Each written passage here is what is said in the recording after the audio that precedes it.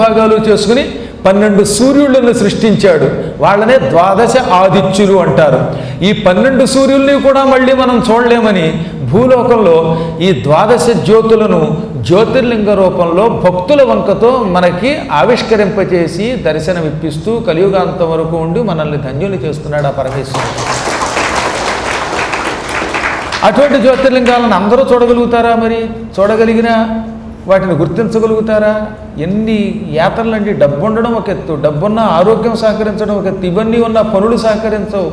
వెళ్ళి కూడా చూడలేని వాళ్ళు కొందరు ఉన్నారు. యావజ్జీవితం ఎంత ప్రయత్నించినా వెళ్ళలేని వాళ్ళు ఉంటారు. అలాంటి వాళ్ళు ఈ రోజు నుంచి ఈ కథారంభం దగ్గర నుంచి అత్యంత శ్రద్ధతో విడిచిపెట్టకుండా వింటే మీకు హరిగారిచ్చిన ఉపకారాన్ని మరిచిపోకుండా దీన్ని సద్వినియోగం చేసుకుని వినగలిగితే మీ జీవితం ధన్యమైపోతుంది. ఇక్కడుండి ఎక్కడికి వెళ్ళక్కర్లా, ఇక్కడే ఉండి 12 జ్యోతిర్లింగాల చరిత్ర వినడం వల్ల ఇక్కడ ఉండి 12 జ్యోతిర్లింగములను దర్శనం చేసుకునే ఫలితం వస్తుందిట.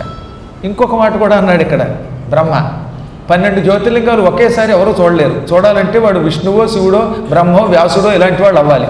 వ్యాసుడంటే టింగని మాయమవుతాడు, శివుడికి దండం పెడతాడు సౌరాష్ట్రం, మళ్ళీ అక్కడ మాయమవుతాడు, శ్రీశైలం వస్తాడు, ఇక్కడ దండం పెట్టి మాయమవుతాడు, ఇంకో చోట కడతాడు, వెళ్ళి దండం పెట్టుకుని 12 జ్యోతిర్లింగాలు 12 గంటల్లో తిరిగి రావచ్చు. కానీ మనలాంటి వాడు 12 జ్యోతిర్లింగాలు ఎంత ప్రయత్నించినా సర్వశక్తులు ఒడ్డినా వెళ్ళలేము. అది అందరికీ తెలుసున్నది.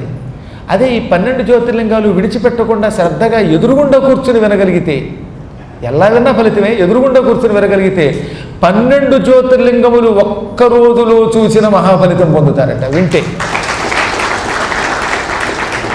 ఓ వారం రోజులో 5 రోజులో పట్టచ్చు కదా దీనికి చెప్పడానికి. ఈ వారం రోజులు కనీసం మన అన్ని పనులు విడిచిపెట్టి వినాలి, టైంకి వచ్చి వినాలి. అలా వింటే 12 జ్యోతిర్లింగములు ఒక్కరోజు చూసినటువంటి ఫలితం పొందుతారని బ్రహ్మ చెప్పాడు. బ్రహ్మవాక్యం ఎప్పుడూ కూడా అసత్యం కాదు, గుర్తుపెట్టుకోండి.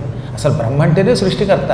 మన నుదుటి రాత రాసిన వాడు ఆయన రాసింది ఎప్పుడూ చెల్లుతుంది. ఆ రాతని తప్పించుకోలేకే జనాలంతా గజగజలాడుతున్నారు. అంతటి వాడు చెప్పిన మాట ఇది. ఒకప్పటి